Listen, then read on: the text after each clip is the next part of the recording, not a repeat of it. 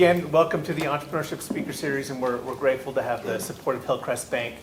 Our first speaker of the semester is Roger Seegmiller.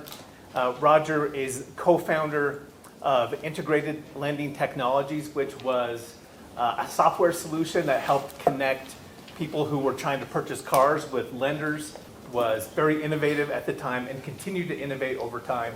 That was acquired in the last couple of years, 3 years ago. 3. I can't remember. I'm retired.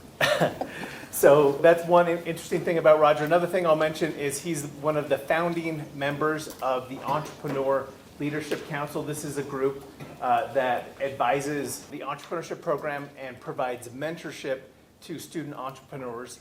They also fund many of our competitions and are very generous in that way. So the third thing I want to say about Roger is that he is one of the most committed and proud SUU graduates you'll ever meet. Was it 87? 84, I'm old. 84. 84 that he graduated. He's just a remarkably strong supporter of SUU, and we are very glad to have with us today Roger Seegmiller. Thank you, Tyler. Forgive me, I'm probably going to have to use this. I've got a little hitch in my voice. And I'll be using this stool. If you've ever had an Achilles tendon sever, I didn't do that. I had my quadricep tendon severed. And so if I tip over, you're going to have to help me up, okay? But I'm not having a heart attack. I have my sweetheart with me, Connie. She's my inspiration and partner through all this. And if you don't have one, get one, okay? And I wanted to just say one thing about SU here. Back in '84, we had a total enrollment of 3,000 people. It was like going to a big high school. I was in the pep band, and our fight song sounded like a polka. So things have changed. But there's one thing that hasn't changed. And the one thing that hasn't changed is having professors and faculty, staff, all of these people want to be here, and they care about you. And it's always been so. And that's the education that I valued, and you're getting the same thing after all these years. So go Birds, you know. We're going to talk about some fun things today. I'm going to kind of just tell you my personal story and teach you a couple of things that I've learned along the way. And if you're taking notes, I'd like you to write 3 words down for me. First word is fear. Second word is control. And the third word is scope. And we're just going to talk about some of these things. So let's talk about fear to begin with. What is it? Go ahead and tell me. What is fear? Any ideas? Yeah. When you're scared of something. It's essentially a defense mechanism, isn't it? Fight or flight. Starts in the bottom of your brain, the animal part of your brain. It's there to protect you when you are challenged with something that might threaten your life. At least that's what it was intended for to begin with, right? And what happens when you're into this state of fear? What happens in your body? Cripple you up. It can freeze you up. It can flood you with hormones that make you ready to get going one way or the other, running or fighting. There's a lot of things that happen with fear, and it was necessary. When do you think we learned about fear? Early on, right? We were children when we learned about fear. And I imagine the first thing we learned of was, where's mom? Where's my next meal? And then we'd cry about it. And then you move on. I know in my life, a lot of the things that I learned to fear early on was I had a workaholic dad. I didn't have any siblings around. My closest sibling was 10 years older than I was. And I was a fat little kid that got teased a lot. I was very fearful of having a very lonely life. And you know, yeah, I spent some time paralyzed. I spent some time fighting over it. I spent some time worrying about it. And one of the things that I decided as a young kid, and I'm thankful I was intelligent enough to think through it, was I said to myself, well, I can use this as an advantage. What do people think about fat people? Go ahead, say it. I won't be offended. Lazy. Lazy. And number 2 on the hit list is dumb, stupid, right? And that's what people automatically assumed about me. And, you know, there's other assumptions that happen with kids. I know I feel bad for a pretty girl, because a pretty girl usually gets short shift on, oh, she must be a bimbo. She must not have a brain, you know. There's a lot of these things that society imposes on us, and we can choose to believe it or not believe it ourselves. And the problem is we're choosing to believe it or not believe it when we're 3 freaking years old, okay? And that starts laying down concrete in our personalities. And fairly young, I decided, well, you know, they might be right, they might be wrong, but I'm not going to believe them. And the way I'm not going to believe them is I'm going to become good at something.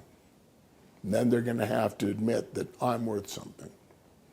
And the best thing my dad ever did to me was take me to a concert at SUU. And it was a jazz concert. And he says, okay, what instrument do you want to play? I said, the trumpet. And by the time I was in 5th grade, I was playing trumpet. By the time I was in 7th grade, I knew I was a good trumpet player.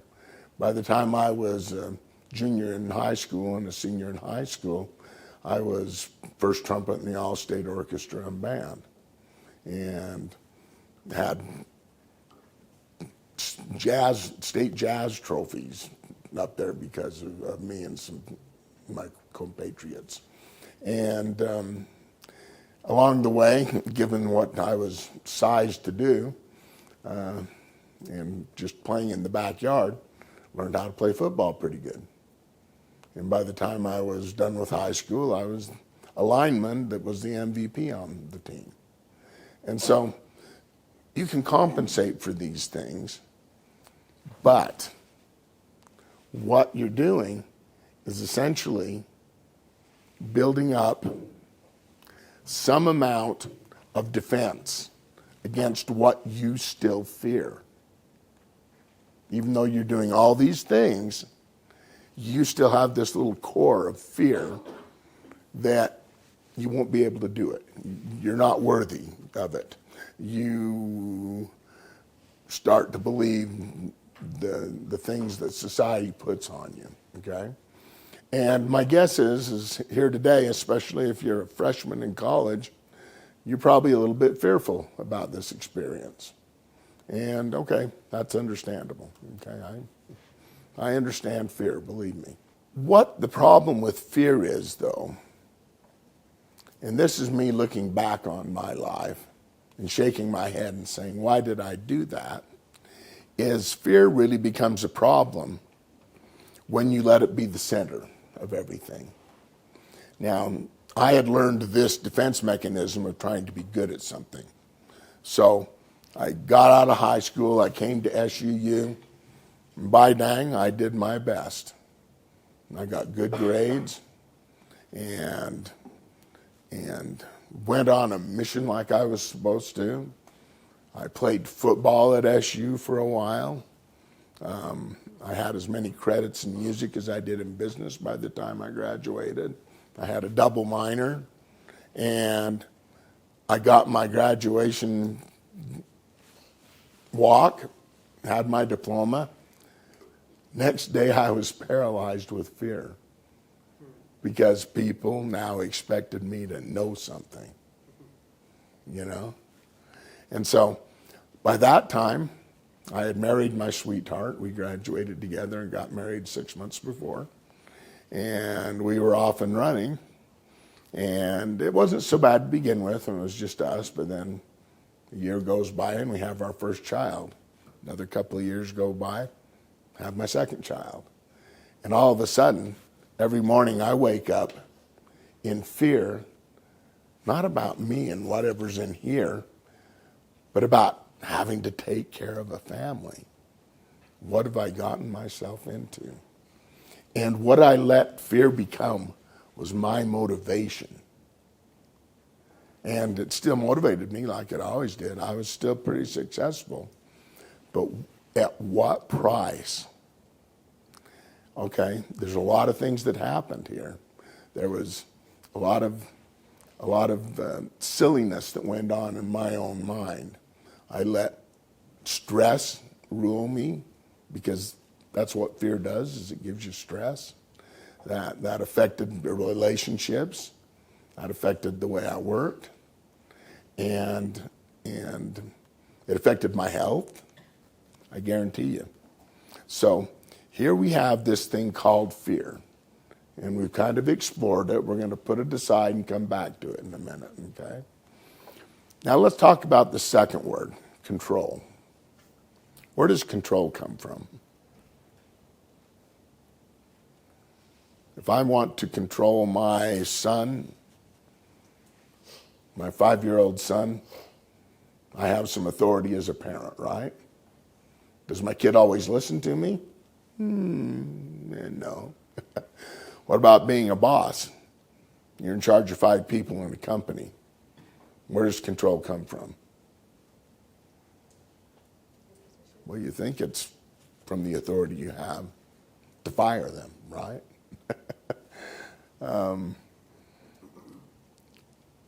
I might get a little metaphysical here, so forgive me. But if you think you have control over anything, you're wrong. It is an absolute illusion. The only way you have control over anybody else is if they decide to give you control. Okay? Because what do they have? They always have the freedom to do something else. No matter how onerous it might be for them to walk away and say, I'm done with this, I'm going to go do something else. They always have that freedom. And it's the same way with everything.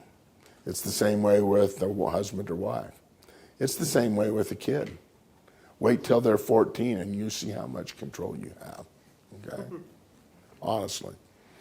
And so the question then becomes with other people is, number one, do you need to control them? And number two, if for their own good or for the good of whatever you're trying to do, you do need to have some control. You need to treat them the way they want to be treated so they can give you some trust and some control, right? So think about control for a little while. It's kind of a crazy concept. And we misunderstand it and misuse it every single day of our lives. Each and every one of us probably find a way to misuse it, okay? Now let's talk about control on a personal basis. And let's take a look at it in terms of controlling fear.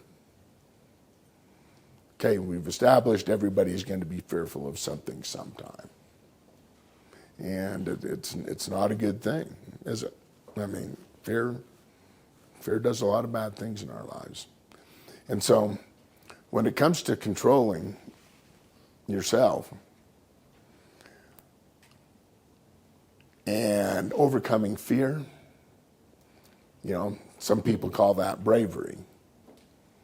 Sometimes it's ignorance. Sometimes you're just too stupid to be, or too misinformed to be fearful of something.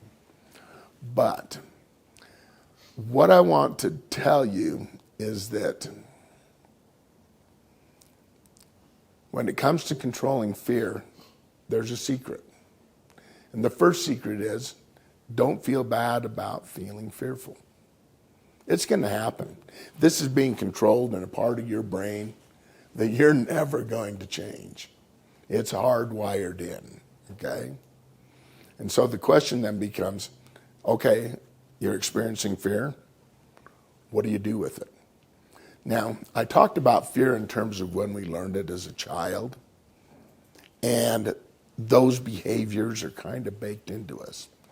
And so the first thing you have to do is you have to say to yourself, wait a minute, I can't just act the way I've learned to act.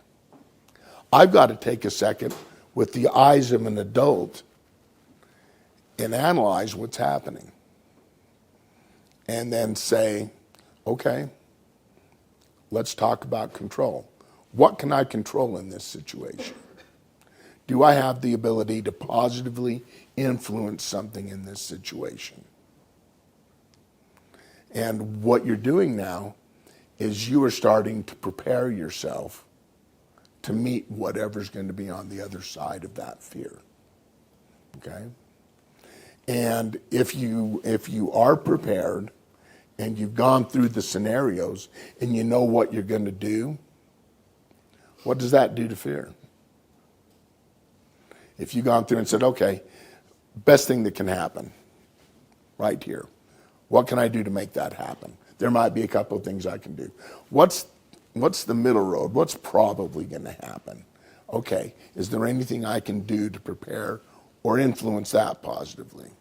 And then what's really important is, what's the worst thing that can happen? Is there anything I can do to positively influence that? But then you have to go one more step and say, okay, if there's nothing I can do and the worst thing's going to happen, what's left? What's left for me to do? And you know what? Most of the time,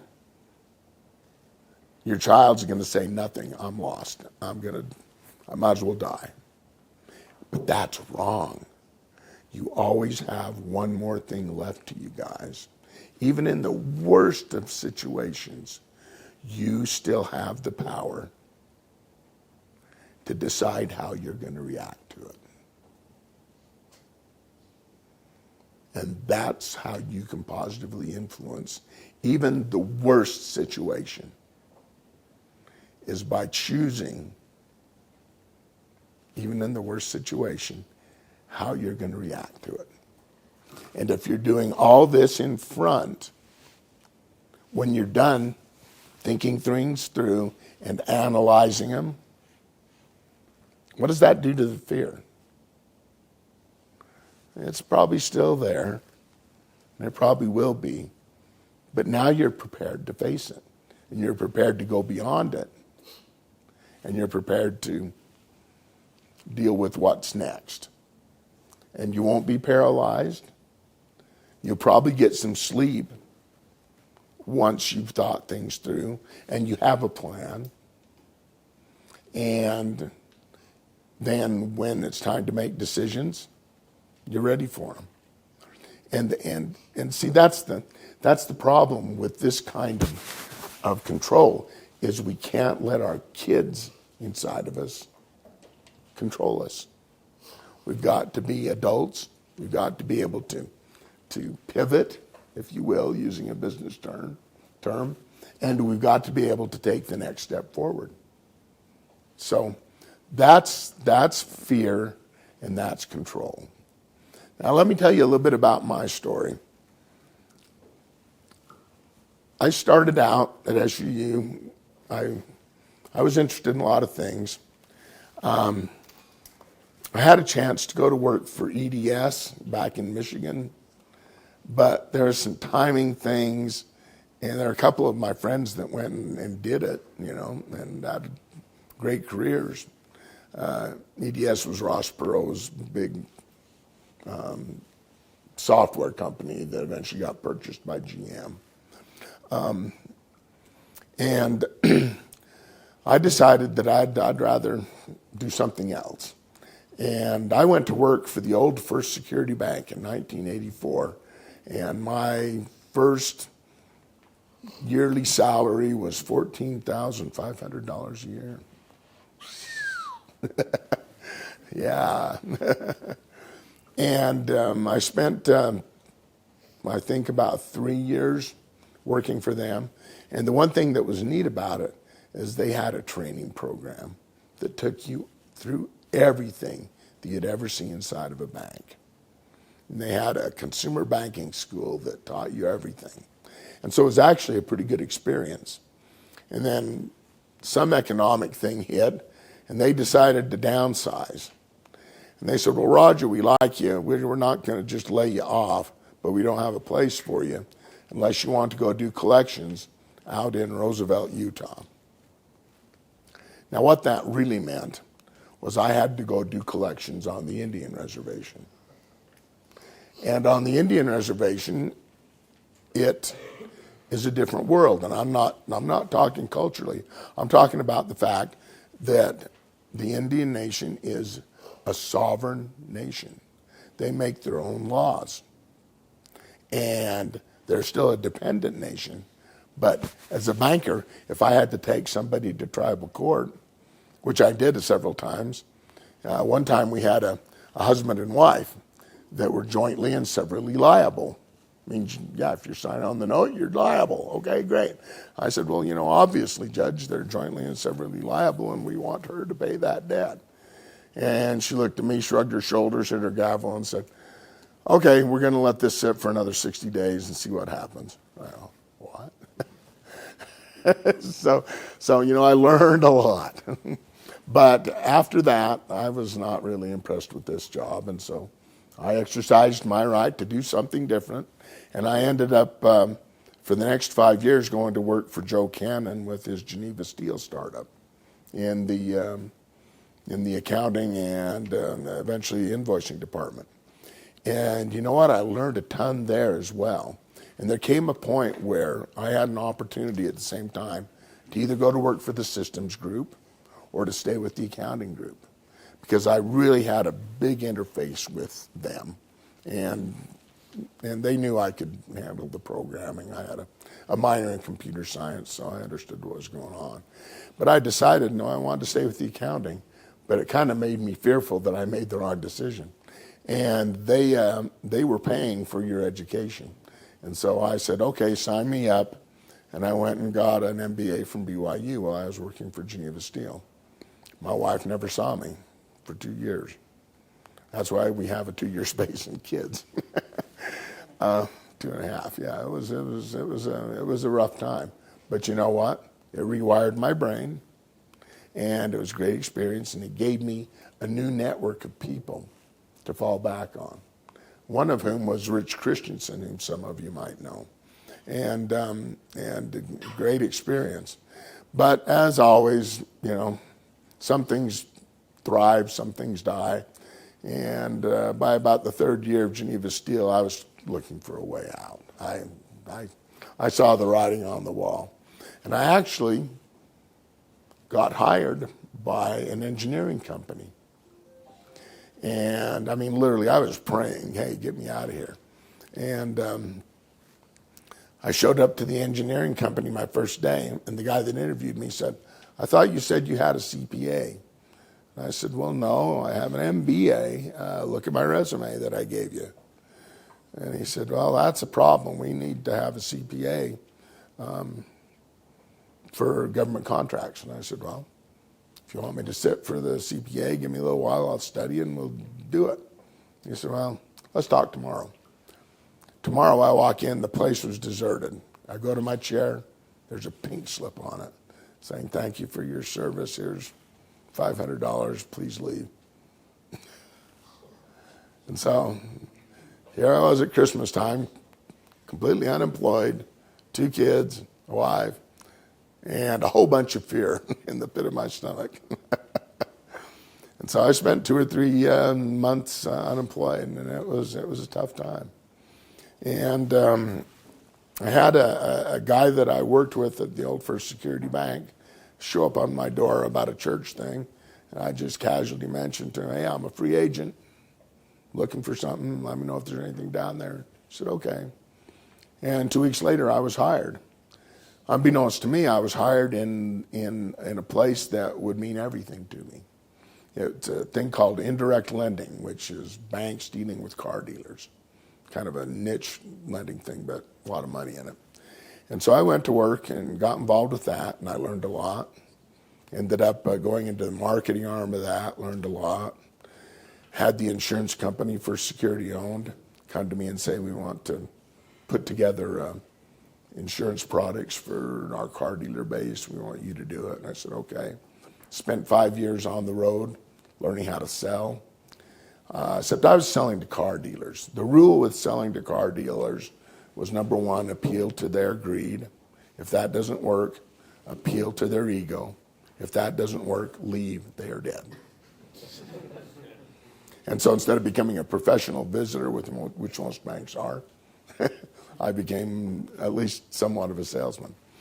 And of course, by that time, Wells Fargo decided to buy First Security.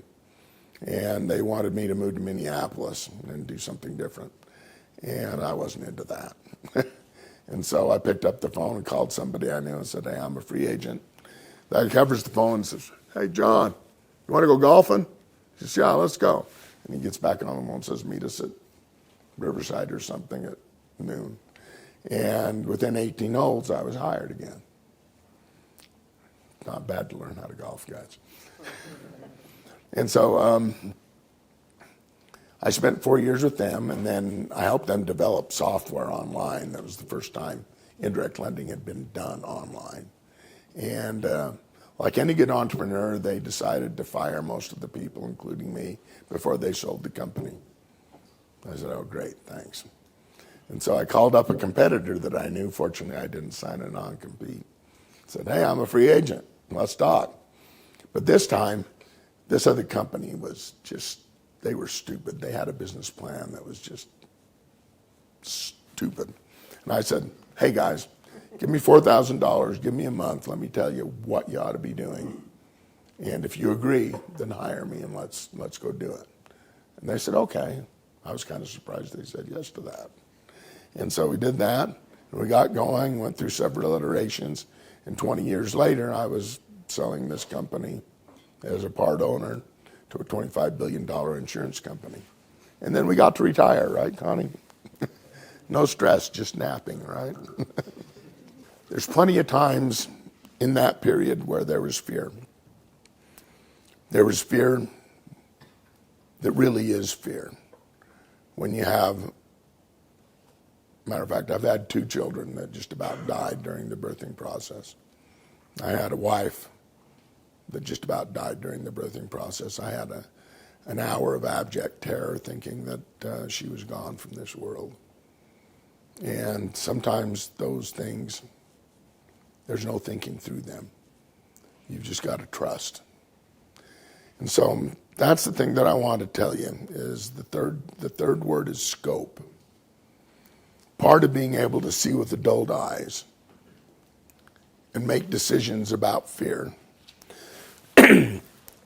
is to have the skill to step back a step. If that doesn't work, step back 2 steps. See the big picture. Say to yourself, okay, where's this going? And what is there that can help the situation? And that's part of being able to say, well, what's the worst that can happen? And what else do I have left? Okay?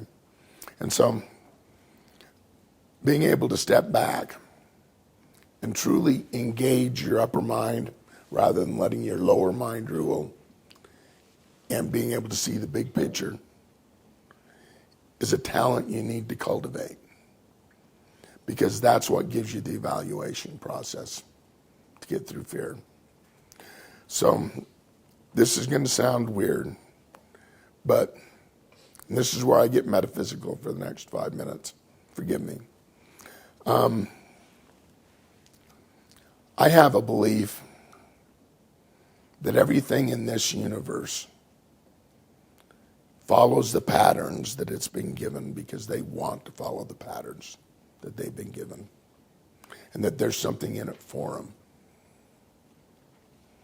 I'm talking about the rocks. I'm talking about the hydrogen atoms circling a star.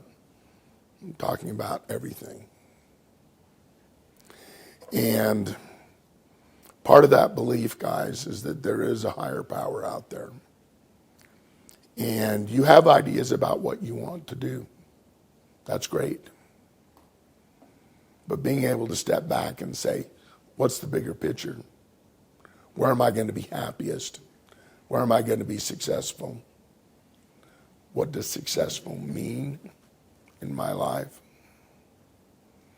I have a son that I have no idea what he's doing, but I guarantee you he's happy because he doesn't expect anything out of himself.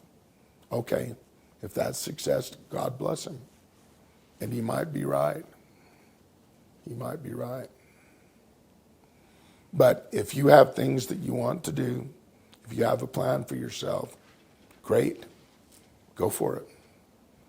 I guarantee you there will be people placed along your path that'll help you. And I also guarantee you that at one point or another, you're going to have to adjust. You're going to have to pivot. You might not have a straight line to where you want to go. You might want to go here, and maybe something better's over there that you know nothing about yet. But one way or the other, there is a way for you. There is a path for you. And all you have to do is find it. That's part of what college is about. The problem is we still can't predict the future. Hey, I was going to be a music major for my first year in college.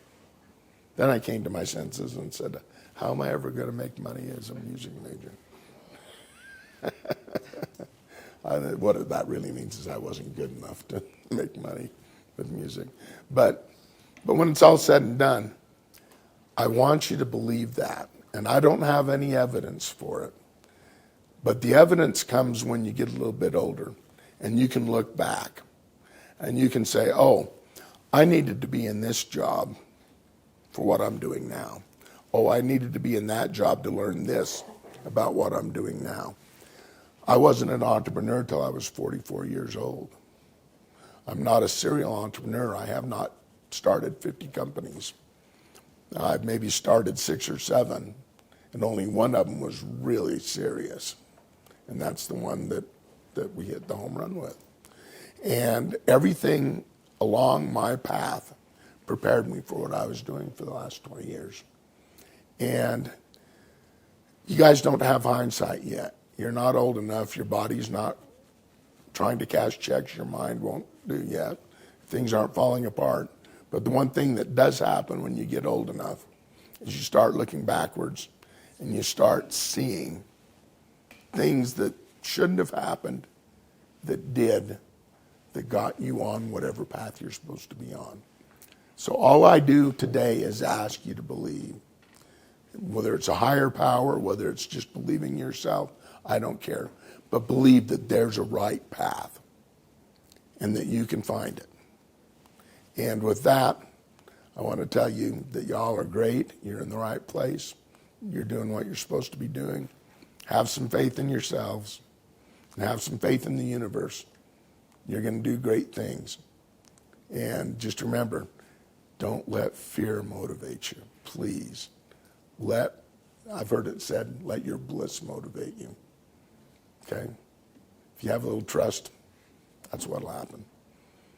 Thanks, guys.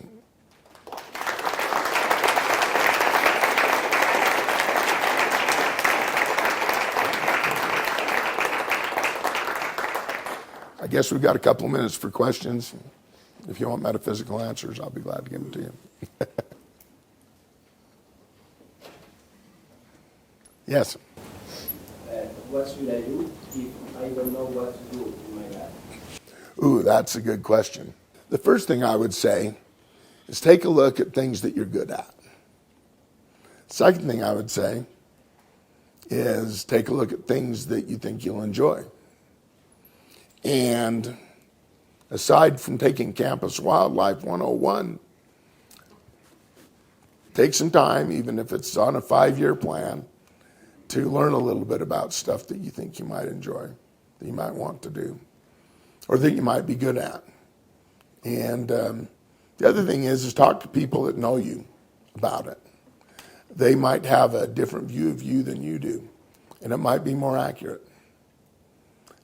It's not an easy thing, but there's a lot of people that walk out this door with a diploma and still really don't know what they want to do. And that's okay. Just don't let it stop you from preparing. Okay? Any other questions? It's okay, we got a couple of minutes. So you say follow your bliss. So that's like your happiness, what brings you happy, what brings you fulfillment, you personally, right? Yeah. A lot of people roll their happiness and bliss in other people or other things, and they get clouded with that. What's the best way to find your own bliss? What would you say? Well, you know, us humans, we're kind of weird. We want to be part of something bigger than ourselves. And that's where we find value, is in being something bigger. I'm part of the ELC trying to give back because I think that I can make a difference and be part of, you know, something bigger. And that's kind of the way I look at bliss, is okay, not only what do you enjoy, but where can you make a difference?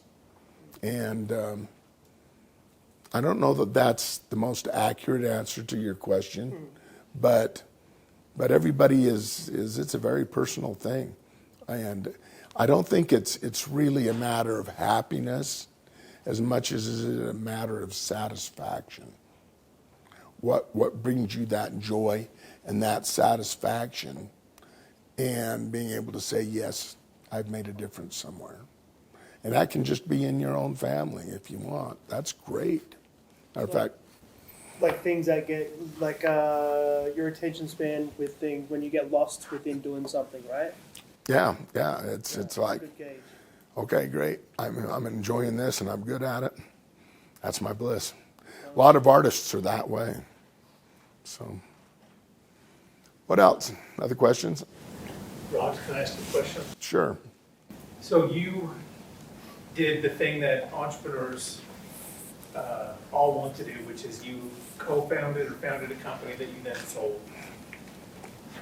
Having the benefit of having sold it, do you, what lessons could someone take, or do you have to offer regarding the founding that you know what I'm saying? What do you wish you knew at the selling stage? At the founding stage? Yeah. The selling stage is kind of weird because you can get lost on money. My partner and I had quite a number of conversations about this, and we really wanted to do right by our employees, number one. But to do that, in our situation, we could have sold to a competitor. They would have given us money, basically killed our company, and done whatever they want to with the employees. And we wanted to sell to a company that actually needed the technology so our employees could still be something bigger than part of themselves. And when we co-founded this company, I'm not sure we were thinking about that. You know, we were just trying to make payroll. I guess the big challenges that took me by surprise is, number one, all of the details in running a company.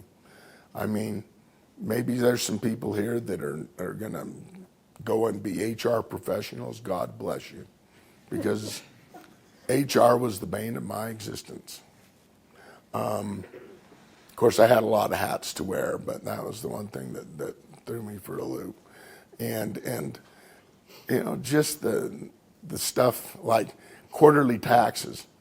I could go in and do my quarterly taxes, and then by the time the next quarter showed up, I had to go re-educate myself on how to do quarterly taxes, you know.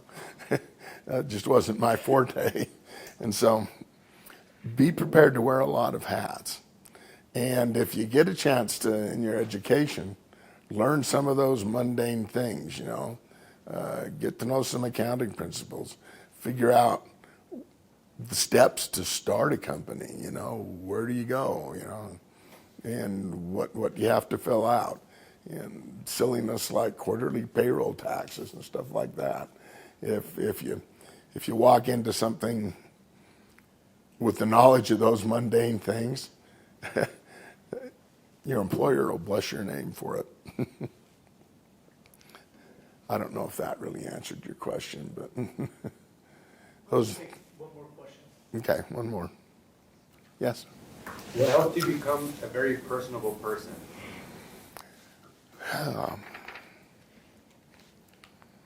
You're going to like this answer.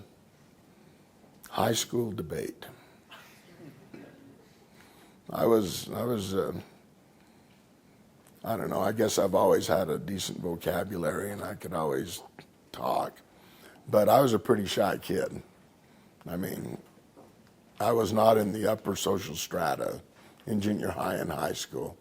And I figured, well, I better figure out how to talk to girls or I'll never have a date. And so, that kind of stuff, just being self-aware enough to know where your weaknesses are and try to find something that'll help you. That was my solution to that, was 2 years of debate. Matter of fact, the funny story about that, I went to Cedar High, and about 2 weeks before I was ready to graduate, they called me to the principal's office and said, Roger, we don't know how you did this, but instead of taking 2 years of debate, you should have taken a junior, senior LA language arts. And you didn't take it. And that's required to graduate. I looked at him and said, really? He said, you're right. Pencil whipped it there, go graduate. So I got 2 years of debate for the price of a junior, senior LA, and I think I benefited from it. Very good. Hey guys, you can do this. You've got it. You will be amazing people as you walk out of this institution. And you're part of something bigger than yourself right here. And you're going to have influence that in 40 years you look back and say, you know what? Roger was right. There is a path. And I can now see what was on that path and what it led me to. But believe it. It's there, whether you can see it or not. Thank you, guys.